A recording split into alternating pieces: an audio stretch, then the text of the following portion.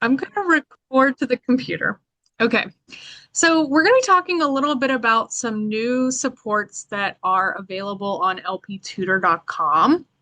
There are three new things. We've already kind of talked about it a little bit, but there is a support for advanced ELL students in making progress on the Best Plus 3.0. There are some online tutoring tools, and then there are some beginning level ELL routines. I'm just going to ask, like, how, and feel comfortable to put it in the chat or unmute. How often do you say you're using lptutor.com, if at all? And did you know that there were additional resources other than lesson plans on I don't use it and I did not know. there? Okay. I would say the same. I didn't know either. Well, that's great. So I'm glad you're here. They are, like I said, they're fairly new, so that's definitely okay if you didn't know they were there.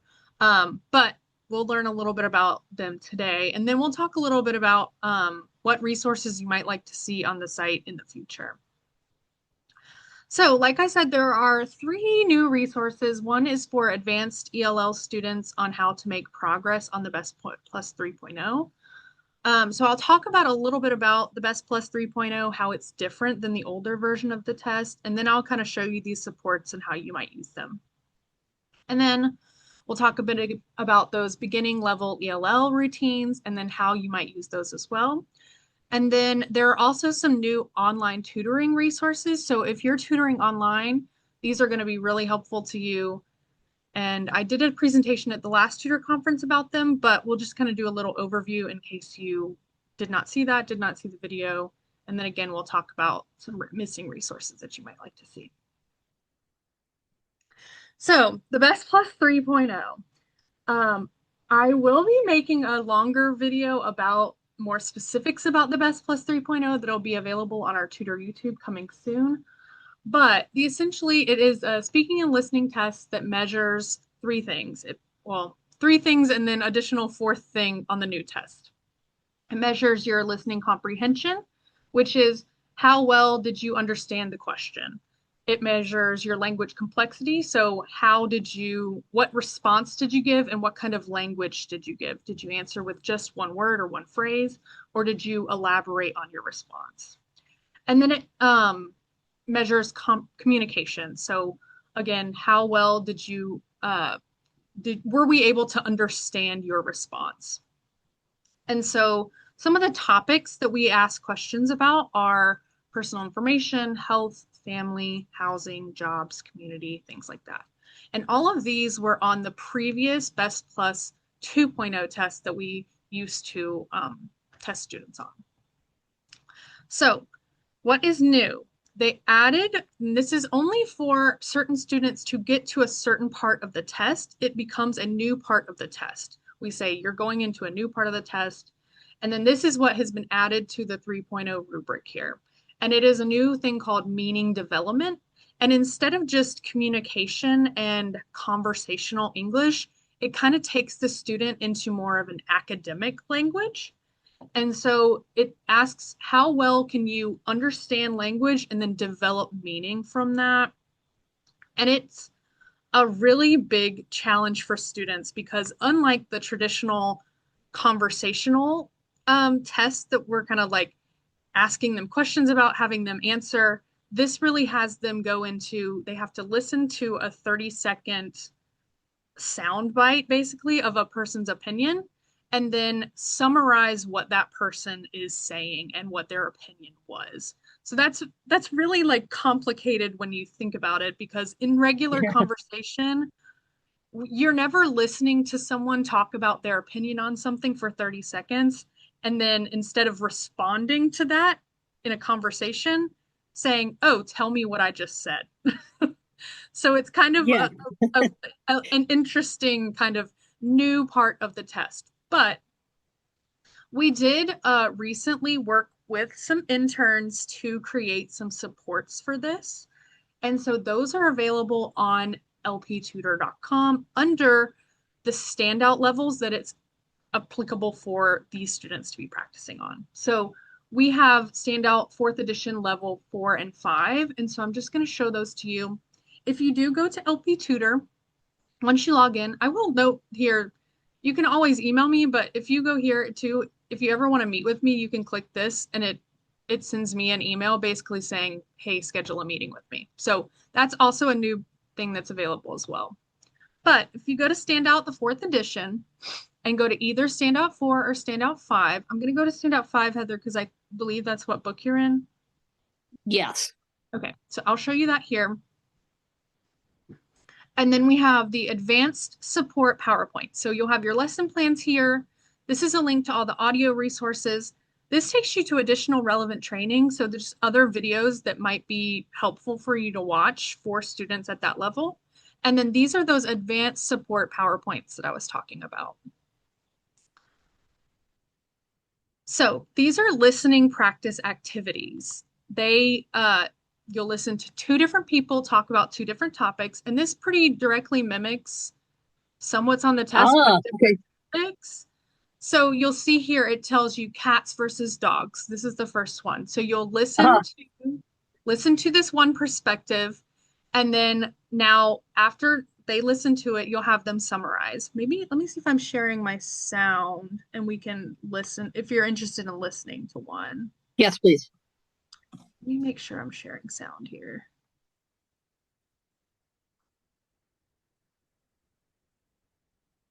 Let me stop sharing, then I'll share again to make sure I'm sharing sound.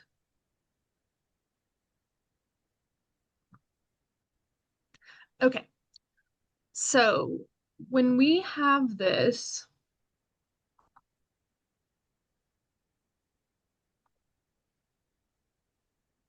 so this is the sound. So we'll just listen to it and then we can kind of talk through how you might work with your student to practice this. I think dogs make for better pets than cats. For one, dogs are friendlier than cats. When I was a child, my dog was my best friend. We would spend hours playing fetch and other games. That's another reason I like dogs more than cats. Dogs are much more energetic, so you can do more things with them. Cats just sit around all day and sleep. Dogs also make me feel safer. I know my dog will protect me if someone tries to hurt me, but a cat would just run away. Am I sharing my screen correctly? Yes. Okay, great. All right. So that's kind of that's those like 30-second sound bits of what that sounds like. So how do you think what do you think about that, Heather? How do you think you might like go about helping your student with that? Try to leave out names because we are going to put this on YouTube. Um, I think I would ask him to tell me what her point of view is. Yeah, definitely. I think that's a good point. And then I think also like that might be a more like critical thinking question. So you might have to like really dive into what is point of view. And that's where it might be important to kind of Okay. Yeah.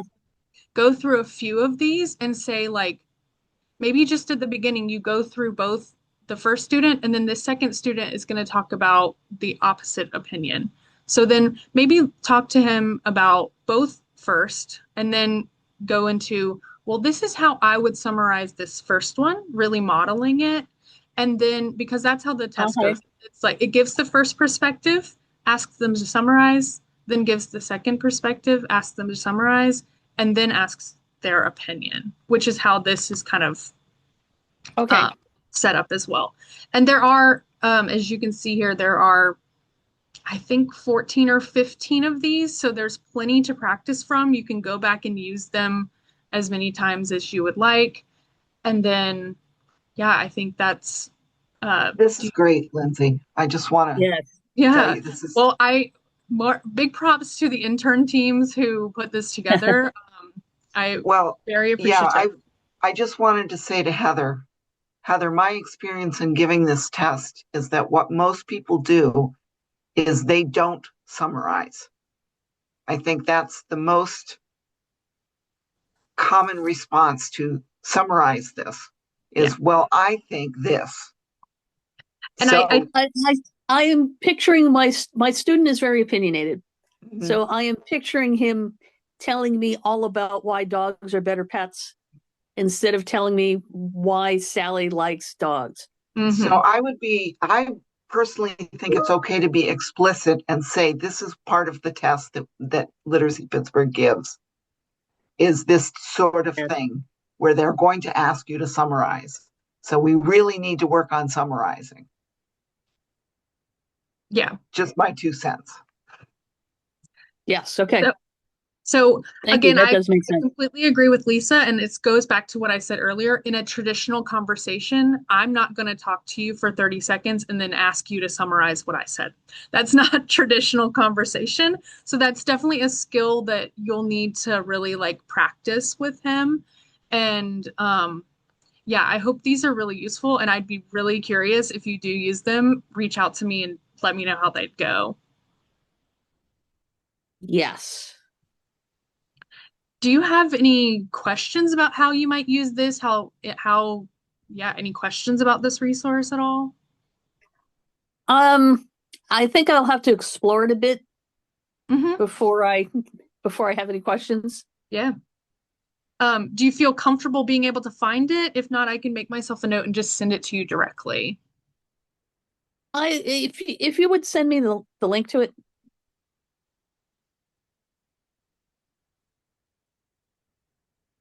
Great. I'll do that. Now I'm I just need to refresh my memory on how to share audio with Microsoft Teams because that's the software that we use. I'll look that up too and see Because if I'll send that to you as well. yeah, I would rather since we have to do it online, Mm-hmm. I can't just say, okay, I'm gonna sit here and hit the button on my tablet. Yeah. Um I would rather say let's listen to this together than say, okay, you need to go find this link, you need to find this, you need to click on the first thing, the second thing, the third thing. Mm-hmm. Yeah. Well, I'll also get into some online resources too, but if you don't have any other questions about this, I'm gonna move on Yes. along. So that was the advanced ELL supports that we have added thanks to, again, those intern teams. The next thing we have added is some beginning level ELL routines, and I think these are also really great. These came from an older curriculum that our teaching team used to use. And so I kind of took some of what they used to have, and these can really be used as like that repetitive language, similarly to what we were talking about earlier. Things that your student might really need to practice every day. Maybe they're practicing the date, maybe they're practicing the weather, their emotions, those things that beginning ELL students are going to need on an everyday basis just to get through their day. There are a variety of different PowerPoints that are here. And again, if there's anything that you find that isn't here, um, let me know and I can create additional ones. I'm just going to demo a few of them. And so again, I'll show you where those are on our, so if you come to lptutor.com, again, these are going to be for our lower level students. So you'll go to Standout here, and then you'll go to either level basic or level one. I'll go to level one since that's what I know Janet and her student are working in. Oh no, and it's not there. Okay, maybe I'll go to Standout Basic and then I'll add it to one.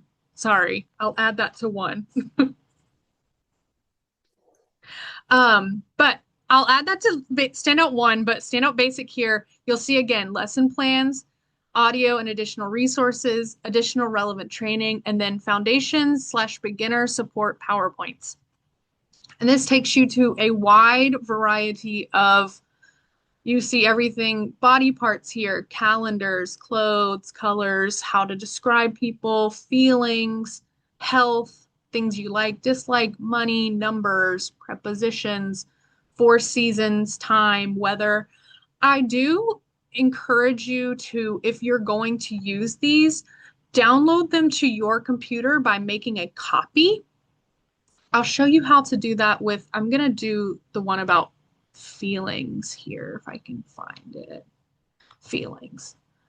So when you go to this, you'll go up to home or go to file, I guess, and then download or make a copy.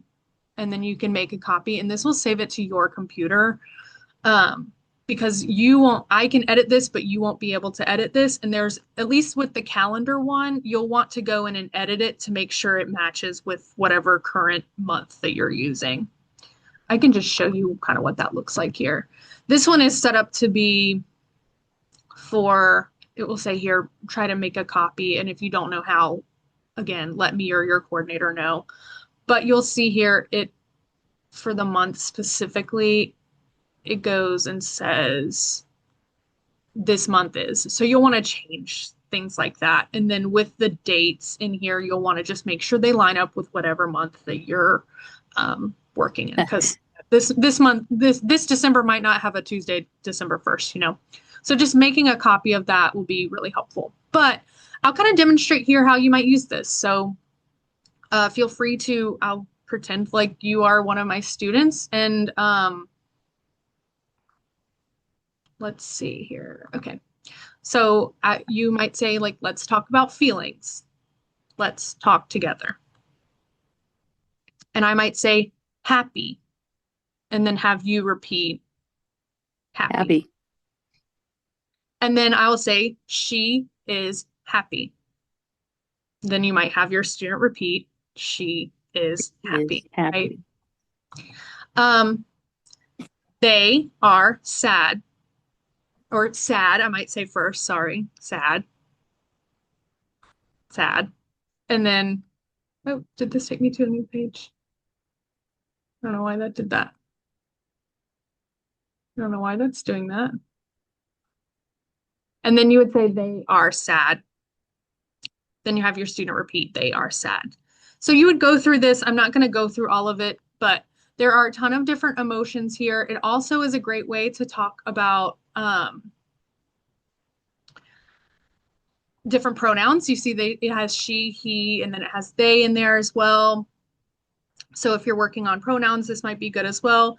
But you would go through all of these. This is something you could do every day. Go through all of these different emotions. And then at the end, you might say, you'll have the student again you might have them this time say, what is this? And your student might say, if they remember, they might say happy. If they don't remember, that's perfectly okay. You can repeat back and say, she is happy. And then you would go through each one of these emotions again and say, are you happy today? And then your student would answer, yes, I am happy today. No, I am not happy today. And again, you would repeat this for all of the different emotions. And then at the end, you would ask, how are you feeling today? How do you feel today? And then they would answer with 1 to 2 to 3 emotions. I am happy, thirsty, hungry today. Whatever, cold or what, whatever they are feeling. And so this could be like a really great repetitive thing if you're working on feelings.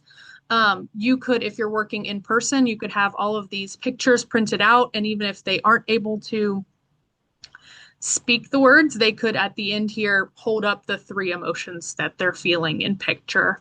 Janet, I know you have your camera off and are muted, but I know you're working with a lower level student. If you want to type in the chat, unmute. Do you think you find these helpful? Would you be comfortable in using something like this? Yeah, we meet in person. So I was just thinking, I do use an iPad for the audio. Mm-hmm. And then, of course, a million times during a lesson, you'll want to show a picture of something. So I was just contemplating bringing my computer to the library and so this is my first time with beginners. Yeah. And so it's difficult to know, like I was telling you, she was sick the other day and I said, so what was wrong? And I get this. If I work on body parts, for Mm-hmm. example, And the lessons that we're using don't have to do with body parts. Is that still a like a worthy basic thing to go? Definitely.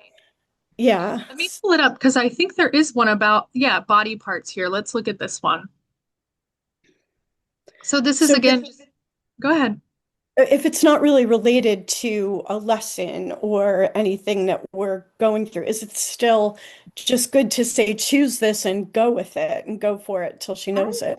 I think so. I think these are great things as like a startup, a warm up. You could do these at the beginning or the end of a tutoring session. Like, do one until your student feels comfortable with that lesson, and then switch to another one and go back. Like we were talking about the three pictures and the connections. These would be great to have for that, printing out some of these pictures and then having your student make different connections with those pictures, especially once they are kind of familiar with those words. But yeah, this would be a great one. And I don't see any harm with pulling in some of these as additional supports. Mhm. Um, I will show the other one that is really good here too. Is the weather one is great. I know a lot of our students practice weather, but similar to the feelings one, you would just say, let's talk together.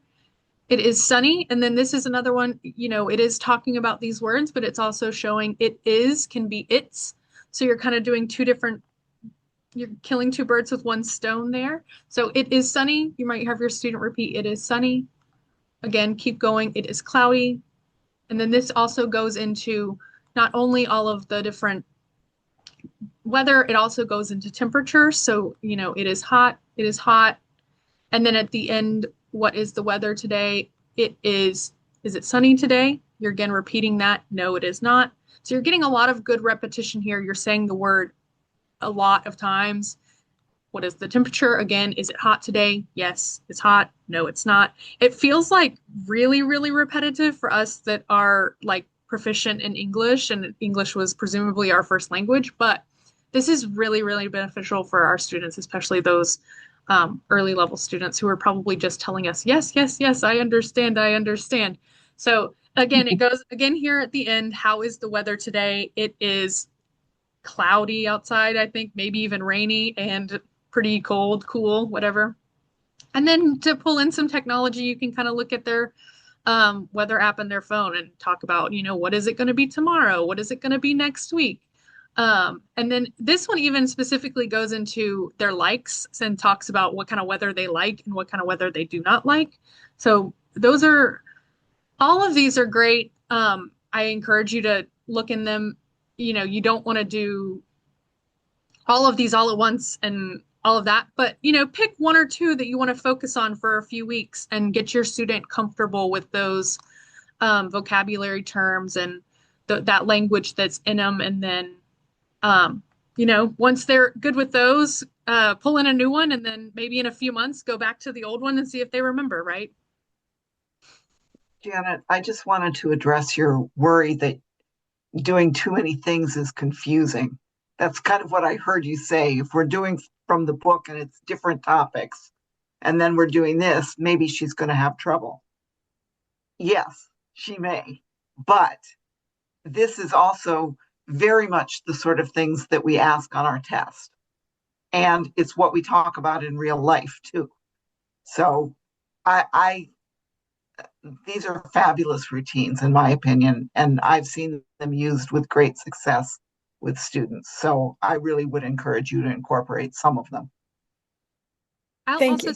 I'll also say like a lot our teachers are using a lot of these. So these repetitive routines are our teachers, especially our like foundations and lower level teachers are definitely still using these as well as covering the content in new lessons as well.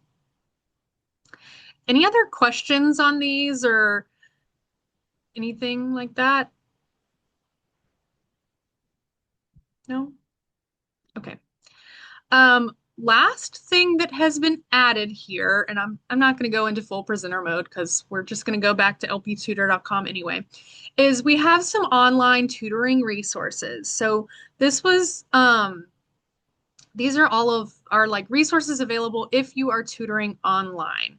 So the first one I'll show you is Spark Online, which is an online version of our standout textbook.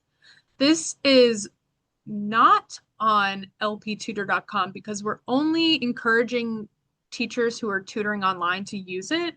So if you are tutoring online and have not heard about it, want to learn more, reach out to your program coordinator or to me. But essentially, you'll create an account through National Geographic. And once you've created this account, there's a thing called a classroom presentation tool, which is super, super helpful. It's basically the book, but an online version. So I'm going to go here to, you'll choose whatever book that you're in. So I'm going to do Standout 5 here. And then you'll launch the classroom presentation tool.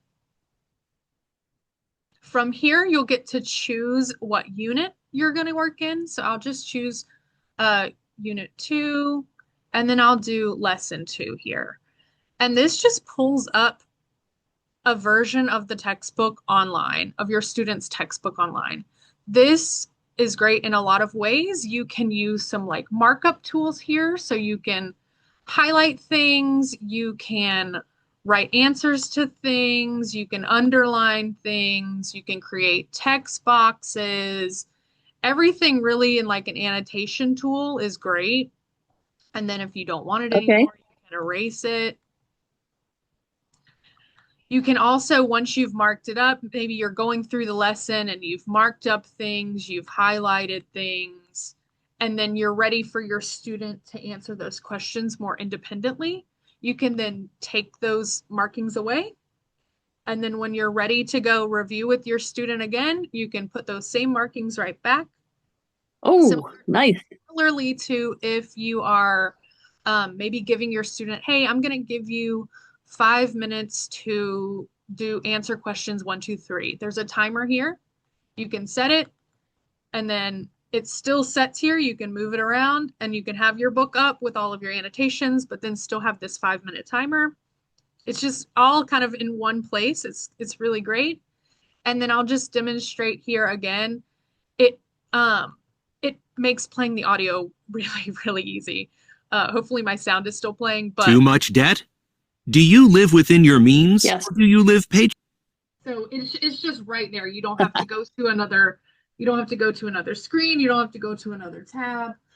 The other thing that is great, you can kind of zoom here, you can zoom in, you can zoom out. You can view it as one page or two. And then when you're done, you just go to the next little part. It's I do highly, highly recommend it if you have the digital skills to access that and are teaching online. Any questions about this at all? So there's a link for this tool. I'll add this to my list of things to send you. You'll create an account. Okay. And you'll create an account, and then let me see. You'll go, I can show you kind of here. Let me close out of it and see if it automatically reloads me back in. Yeah, you'll create an account through National Geographic, and then you'll be able to have access to this. Another cool thing is you can download it to your computer. I haven't really tried this because I just use the online version, but you can download the classroom presentation tool onto your computer. That way, if you're ever tutoring online, but for some reason won't have Wi-Fi, I don't think that those two coexist, but there is a way to download it to your computer as well. It also has teacher resources here. You can view the teacher books. It's also where you can view those Life Online videos. So if you are tutoring online, I highly, highly recommend this. I see myself downloading it to my tablet. Okay, yeah, there you go. But let me show you here again, when you come back to lptutor.com, the other new resources we have are under here under remote tutoring resources. Again, the classroom presentation tool isn't here because most tutors aren't going to use it. But this is a really great, we took some of these resources from another organization called Literacy Pittsburgh. Again, I worked with an intern to update them. They were created back in 2020. So I worked with an intern to maybe just update them to make sure everything, a lot of these online tutoring platforms have really changed a lot. Since 2020. They've added new things, they've taken some things away. So we really updated these documents. But these are the three, I know you use Microsoft Teams, Heather, but these are the three main online platforms that most people are using. So I'll just show you here with one of them what they kind of look like. So each one has different video guides and then documents. This one's Zoom specifically has student guides, and these can be sent to students on how students might use Zoom. So I'll pull up the English one here just to show. This just shows students, how to open a Zoom meeting, how to join a meeting, Oh, nice.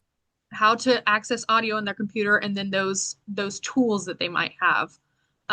So that's just for students, but for you as the tutor, there are another two documents here. It's like a checklist for tutors. So, did you download Zoom onto your computer? This is how you schedule a meeting. These are the meeting controls that you're gonna have and what they mean. How to share audio, things like that. And then here's another one. Most of them have a Zoom guide for if you're going to be working on a computer and if you're going to be working on a phone or a tablet or things like that. So here's another one of just like, what is it going to look like? Because they look different on both devices. So here's what it'll look like on your computer. Here's what it'll look like on your phone. And those are pretty much available for all three of those platforms. Let me go here to, the Zoom documents here for Google Meet as well. Same thing, is just like how you're going to use it, how to schedule a meeting, everything you're going to need to know. And then each one of these also has different video guides. And in the video guides, maybe you're familiar with the platform that you're using, but you have specific questions about, how do I, again, Heather, you're saying, how do I share audio in Teams? I don't have one of these for Teams, but as you can see here, how do I share sharing screens? So this takes you directly to a video on how to share your Monday.com, the opposite of any work platform we in a Google Meet. tried in the past. We tried other work management platforms, not naming names. How to share screen on Google Meet. This process is the same on any device. Today we are in desktop. So these are all like really helpful videos, how to use a whiteboard, everything like that. I'll just go through since I showed that one. I'll show Zoom as well. So my friend is just about to start tutoring with you, and I know these will be helpful for her. Oh, great. Yeah. So how to use a waiting room, how to use your breakout rooms, how to change your background, how to schedule a meeting, how to use everything that you can probably think of. And if you have a video that isn't up there, let me know and I can add it. But these are the remote tutoring resources that are now available on lptutor.com. And I think that's it for me. So I'll stop sharing. I'll stop recording.